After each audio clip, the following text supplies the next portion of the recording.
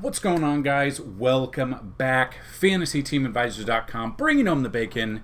PGA DFS video. So I don't exactly know how long this video will go. Don't mind the mess behind me. When you have a child, when you have a baby, you pretty much try to do laundry wherever you can. But we are back. RBC Heritage Breakdown. Hopefully this video finds you doing well. Hopefully you dominated last week, and hopefully we can help you dominate PGA tomorrow. Well, obviously tomorrow's when it locks. It locks at 6 a.m. Eastern, just like, normal. Super early in the morning, so hopefully this video helps you throughout your research. A lot to cover. So in the article, I actually have, we have our core plays that you can look at. We have our value plays, cash plays, tournament plays, players who do better on this type of grass, Bermuda. Just some information, hopefully, to help you guys out. Hope maybe this will be information that you haven't thought about while you're building your lineups. We're going to break down the course, each hole, the par, the yardage, and the average scores and stuff like that. I'm actually going to bring that up in this picture here. What I did last week was I put every single hole in the article, but for some reason, when I put it in the article, you could read it and it was completely fine. But then when I published the article and went to it, you weren't able to read this information. It was very blurry. So we're going to go over that, but I have it all written in the article here, as you can see. So hopefully we're here to help you guys out. And if we are, hit that like button, hit that subscribe button as well. If this video gets 50 likes today and let's say 25 comments, someone will get a free month of content. You can also use promo code PGA month. You get half month off the package. That will include, right here, we've got golf, NASCAR, MMA, and if they get their heads out of their asses, it'll include a couple of days of MLB if we can get back to going. But that's what I wanted to say, guys. A lot to go over, so let's dig right into it. Again, any questions at all, comment down below, or you can email me, support@fantasyteamadvisors.com. That's support@fantasyteamadvisors.com. So, again, guys, RBC Heritage Thursday brings us even more golf, which I'm super excited about. We're going to do that, and then we're going to look at the cheat sheet. And there's some things that we'll look at. So if you have any questions, again, right down below, guys. Let's get your lineups in there. Let's rock and roll.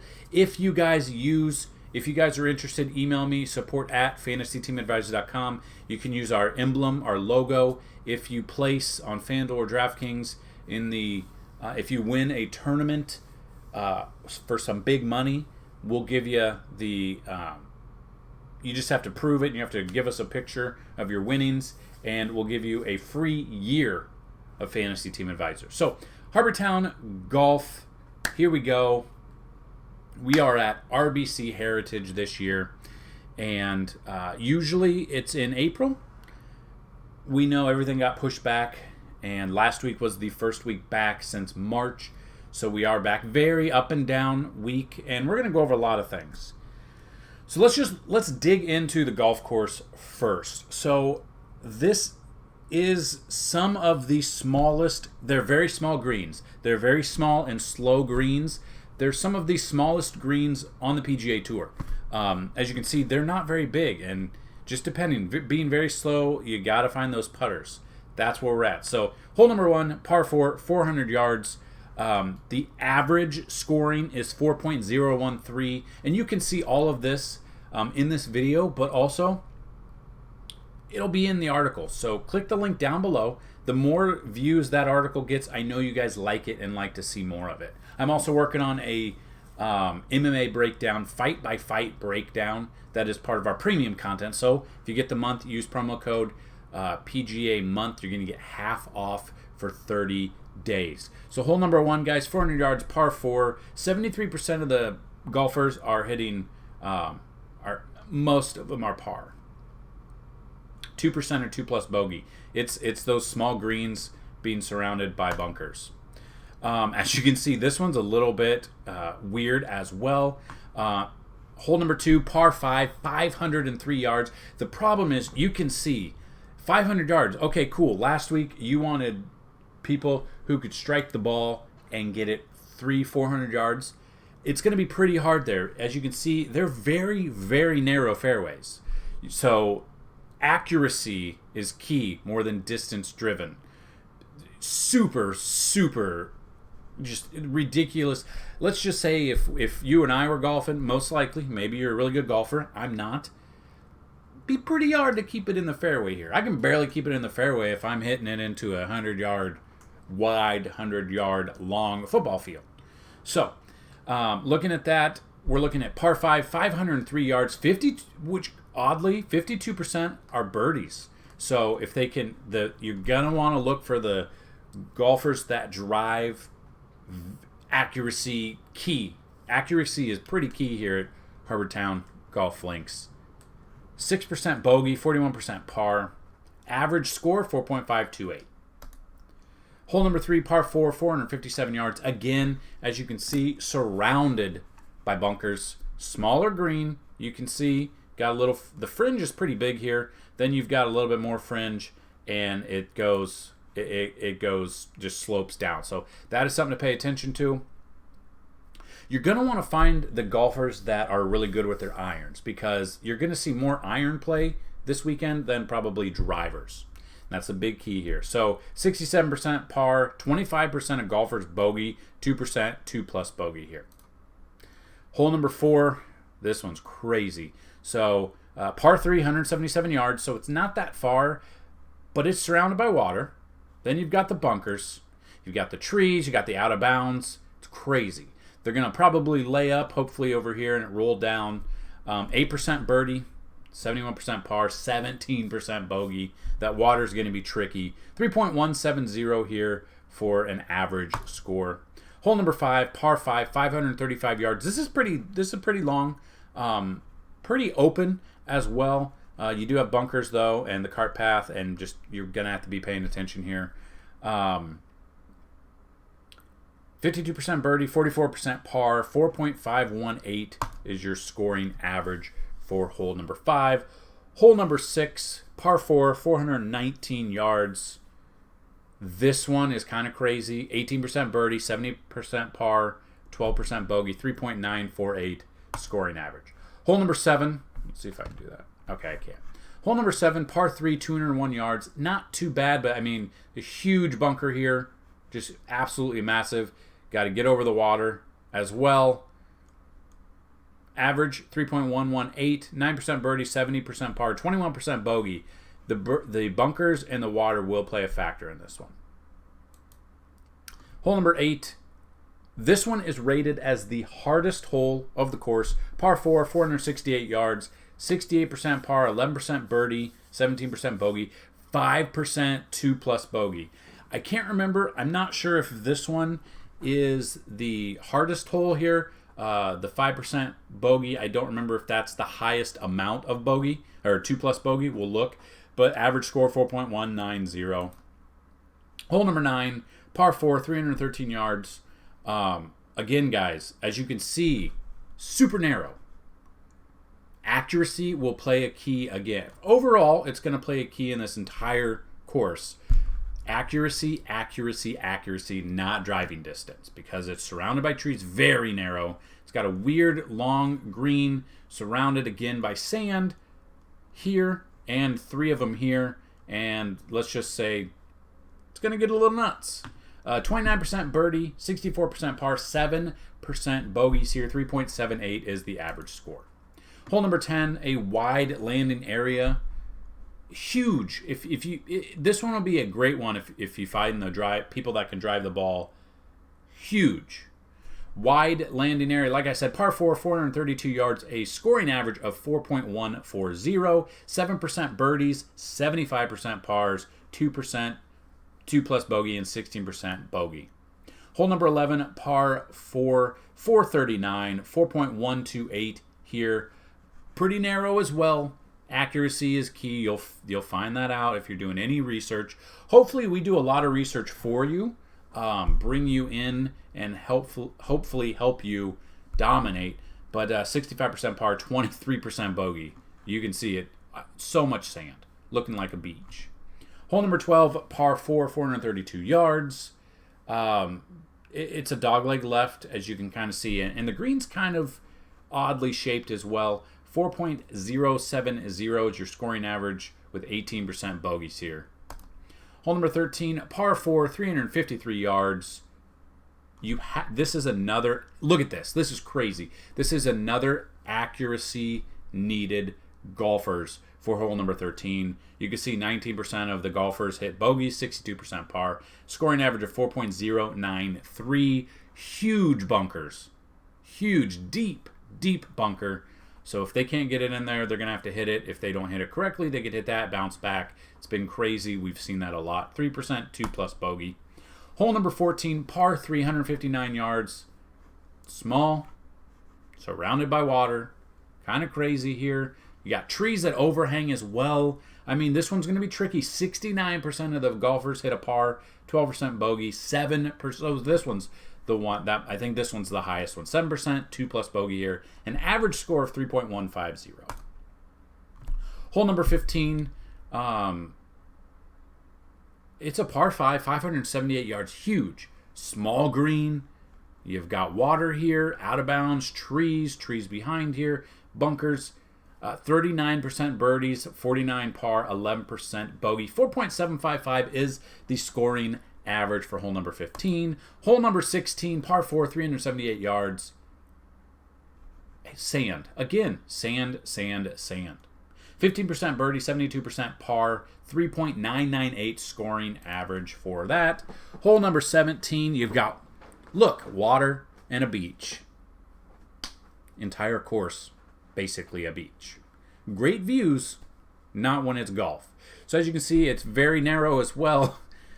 Out of bounds here, longer green, bunker, huge bunker, water. You got 3.140 as your scoring average, 163 yards, 20% bogey, 2%, 2+ bogey. And hole number 18, beautiful view. Famous lighthouse. If you've ever watched any bit of golf, you will know this hole. Par 4, 460 yards. I mean, a little bit wider here if they can dunk it in here, but you got marshland here, you got sand here, beach, trees. It's not that wide. Again,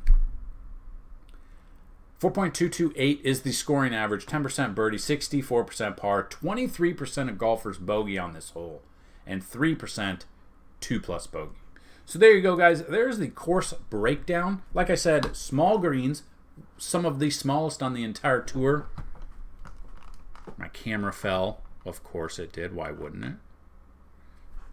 Sorry about that. I don't know if it's going to fall again. But we're looking at some of the smallest greens, and they are very slow. So look for the golfers that have accuracy top skills along with putting so they can get there. So that being said, we broke down the course, par 71, 7,099 yards, Hilton Head Island, South Carolina. I've never been there, but I'm pretty sure. Actually, Hilton Head, if you ever watched McMillions on HBO about the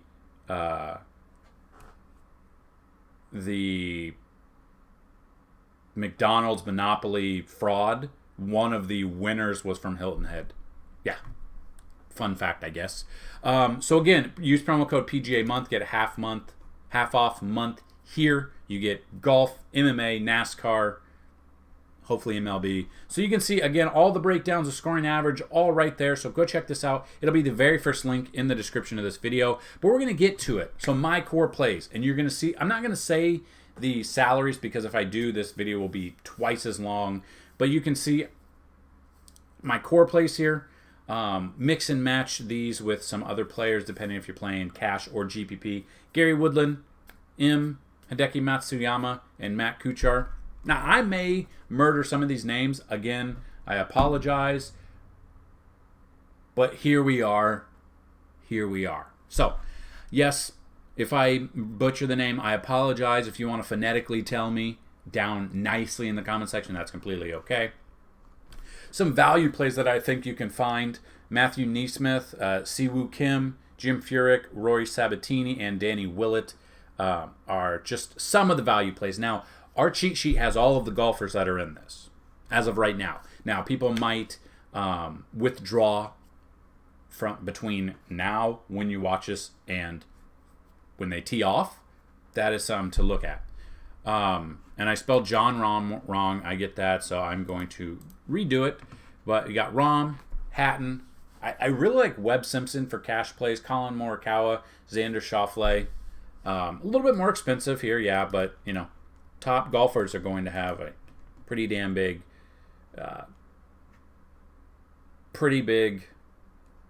price tag, depending on what site you're on. Tournament plays: Ian Poulter, Luke List. I think that's a very contrarian GPP, and you'll see why. I mean, just he doesn't have a ton of success, but here we are. Jonathan Vegas and Kevin Kistner for other tournament plays. Now, these aren't just the only tournament plays I'm talking about, but these are some of them. I mean, a lot of golfers are just tournament plays. And we don't want to go over all of them, but here are golfers who improved the most on Bermuda grass, which is what we're playing on this weekend. You got Dustin Johnson, Sergio Garcia, Jonathan Vegas, Ryan Palmer, and Charlie Hoffman. Now, again, these are just some of the plays. Now, our cheat sheet has a ton of plays on it, and we're going to go over it in a minute, but I also want to go over top players from last week. Now, while you're building your lineups, while you're doing your research, these are the top guys from last week that might be over-owned because they just did really well last week. They're going to be known as the Bacon Eaters. As you know, bring home the bacon is let's bring home the money. These are the guys that did really well. They ate bacon last week. Hideki Matsuyama, Harris English, Christian Bezudent, I probably murdered that name, Siwoo Kim, Daniel Berger, Colin Morikawa, Victor Hovland, Graham McDowell, Jason Dufner, Rory Sabatini, Rafa Cabrera, and Corey Connors. These are the players that people paid up for the most part paid up for, and they ate spam. They ate the stuff most of people don't want to eat spam. But they ate spam. They did not get delicious, delicious bacon, but you paid a price for them. Ricky Fowler, Jason Day, Jordan Spieth, Tony Finau, Emiliano Grillo, Carlos Ortiz, and Cameron Tringale. Now, those are players that you could maybe look at to build a GPP with because they crap the bed. The top guys, just if you are the casual DFS player, there's a good chance that they're looking at last week's results and just going to plug them in their lineups as well. So I think the top guys from last week that could be over-owned were those 12 golfers that we talked about right there. Again, guys, approach is more important than driving distance. Approach and accuracy is more important. So let's look at real quick, let's take a gander at our cheat sheet for RBC Heritage. So as you can see, we have taken the golfers and we have sorted them by salary. So you see, I mean, there is how many total golfers? 153 golfers here. So looking at this, these are odds. These will change. If you do get part of our premium content, you will see these projections. We'll have ownership as well. That is very helpful for if you are doing, trying to get those players that are a little under-owned. As you can see, a lot of the big guys haven't played this course. Now, here's the reason why. Normally, and this is something you might not think about, you'd be like, why hasn't Rory done it? Why hasn't Justin Thomas done it in a while? Rahm, Schauffele, Morikawa, Matsuzama, Justin Rose. I mean, the list goes on and on. Koepka hasn't played at all. Woodland hasn't played. Fowler. Why, you're asking? Why? You may know the answer. The answer is this course is normally, this one right here is played the week after the Masters for the most part. Obviously, we know this year's different. Most of the time, all the big guys play the Masters. They take this week off. So a lot of them haven't seen this course at all. this is why it's kind of hard to feel very confident with taking these, because the last 5 years, big guys haven't seen this course. Justin Thomas hasn't played it since 2016. I mean, Im played it last year, shot 100. It's not good. Or he finished 100th. So just looking at that, that's where I'm kind of looking at. That is just another thought process that you may have never even thought of, because why would you? That's why we're here, Fantasy Team Advisors. So, looking at that, you can see the made cuts, key stats here. Driving distance, this is where you want to find the accuracy is huge, because accuracy being huge, then you could look at the player, their course, and their accuracies and stuff like that. Greens and regulations, birdies are better, fantasy points, gain, and double bogey. So a lot of this information you can find on the internet. That is completely true, but it is all right here in one spot, brought to you by FantasyTeamAdvisors.com. And you can see how players did last year. So these are the results from last year. Players who won and, second, tied, and all that. What their rounds were, total score, the monies, and FedEx points don't really matter here. But that shows you what they did last year as well. So there you go, guys. I know it's a very long video, but I hope I can hear that it helped you guys out. A lot of information to throw at you, but take this. You have all day and all night to take this and build your lines. If you need a little bit more help, sign up. FTA Plus. Right here. You go down, you get the month pass, use promo code PGA month, all one word, all capital letters. You're going to get half off.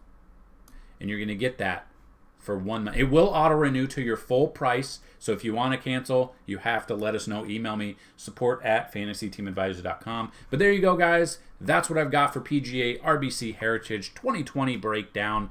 Any questions, comment down below. Again, if this video gets 20 comments, positive comments, this world needs positivity right now, and 50 likes, one of you will win a free month of premium content.